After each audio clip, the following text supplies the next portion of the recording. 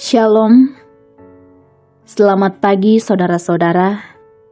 Selamat berjumpa kembali dalam Renungan Harian edisi Selasa 20 Januari 2026. Hari ini bersama-sama kita akan merenungkan firman Tuhan dari Yesaya pasal 53 ayat 1 sampai ayatnya yang ke-12. Namun sebelum itu, mari mohon hikmat dalam doa. Kita berdoa. Pada pagi ini ya Tuhan, oleh anugerah-Mu kami boleh menikmati hari yang baru. Terima kasih untuk semuanya itu. Dan pada hari ini, kami akan merenungkan kebenaran firman-Mu yang telah kami persiapkan. Kiranya oleh tuntunan Roh Kudus akan membimbing dan menolong kami untuk membaca terlebih merenungkan firman-Mu ini. Di dalam nama Tuhan Yesus, itulah Tuhan dan Juru Selamat kami yang hidup, kami berdoa. Amin. Yesaya 53 ayat 1 sampai ayatnya yang ke-12 firman Tuhan. Siapakah yang percaya kepada berita yang kami dengar? Dan kepada siapakah kuasa tangan Tuhan dinyatakan? Sebagai taruk, ia tumbuh di hadapan Tuhan, dan sebagai tunas dari tanah kering. Ia tidak tampan atau tampak mulia untuk dipandang, dan tidak punya rupa yang membuat kita menginginkannya. Ia dihina dan dihindari orang, seorang yang penuh kesengsaraan dan biasa menderita kesakitan.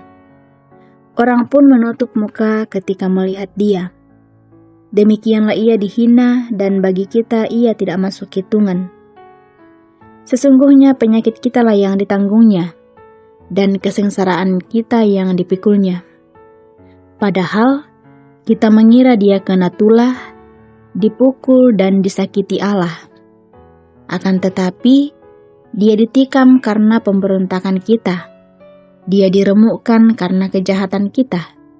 Hajaran yang mendatangkan damai sejahtera bagi kita ditimpakan kepadanya, dan karena bilur-bilurnya kita disembuhkan. Kita sekalian sesat seperti domba. Masing-masing kita mengambil jalannya sendiri, tetapi Tuhan telah menimpakan kepadanya kejahatan kita sekalian. Dia dianiaya, tetapi dia membiarkan dirinya disakiti, dan tidak membuka mulutnya. Seperti anak domba yang dibawa ke pembantaian, seperti induk domba yang keluh di depan mereka yang menggunting bulunya, ia tidak membuka mulutnya. Sesudah ditahan dan dihukum, ia digiring pergi. Siapa yang peduli akan apa yang terjadi padanya? Sungguh ia terputus dari negeri orang-orang hidup, dan karena pemberontakan umatku ia kena tulah. Orang menempatkan kuburnya di antara orang-orang fasik dan makamnya di antara orang kaya. Sekalipun ia tidak berbuat kekerasan dan tipu daya tidak ada di dalam mulutnya, namun Tuhan berkehendak meremukkan dia, membuat dia sakit. Apabila jiwanya diserahkan sebagai kurban penebus salah, ia akan melihat keturunannya, umurnya akan lanjut, dan kehendak Tuhan akan terlaksana olehnya. Sesudah kesusahan jiwanya, ia akan melihat terang dan menjadi puas. Oleh pengetahuannya hambaku orang benar itu, ia akan membenarkan banyak orang, dan kejahatan mereka dipikulnya. Sebab itu, aku akan membagikan kepadanya rampasan di antara orang-orang benar, dan ia akan membagikan jarahan bersama orang-orang kuat. Karena ia telah menyerahkan nyawanya ke dalam maut, juga karena ia terhitung di antara pemberontak. Padahal ia menanggung dosa banyak orang dan berdoa untuk pemberontak-pemberontak. Amin firman Tuhan. Kekuatan di balik luka. Itulah yang menjadi tema perenungan kita hari ini. Saudara-saudara, di dunia yang serba cepat ini, banyak orang berusaha menutupi luka mereka. Media sosial penuh dengan senyum, tetapi di balik layar banyak hati yang lelah, kecewa, dan merasa tidak berharga. Kita sering berpikir bahwa kekuatan berarti tidak pernah terluka. Ada luka menganga yang berharap untuk disembuhkan. Namun, Yesaya 53 menunjukkan sebaliknya, bahwa justru dari luka, Tuhan menghadirkan kesembuhan dan keselamatan. Yesaya menubuatkan tentang hamba Tuhan yang menderita, ditolak, dihina dan disiksa, tetapi ia tidak membalas. Dia tertikam oleh karena pemberontakan kita, dia diremukkan oleh karena kejahatan kita. Ayat 5.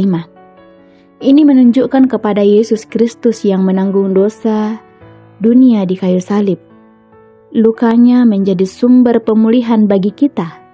Dalam penderitaannya kita melihat kasih Allah yang tanpa syarat.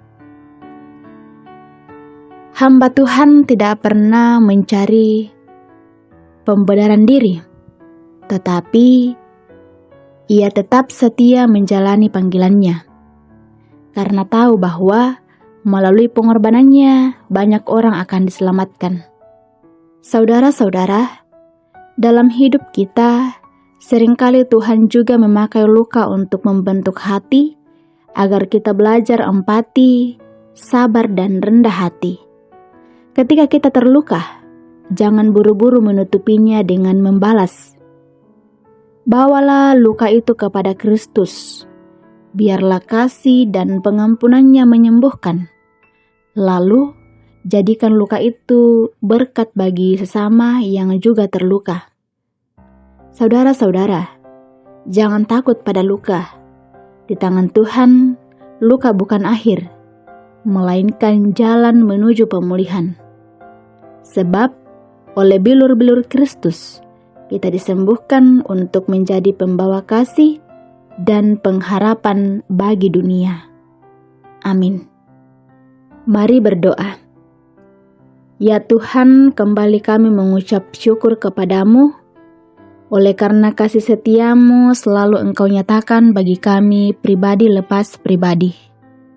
Terima kasih atas kesempatan kami boleh disapa oleh kebenaran firman-Mu melalui renungan hari ini. Kiranya firman-Mu ini terus kami jadikan pedoman dalam menjalani kehidupan ini.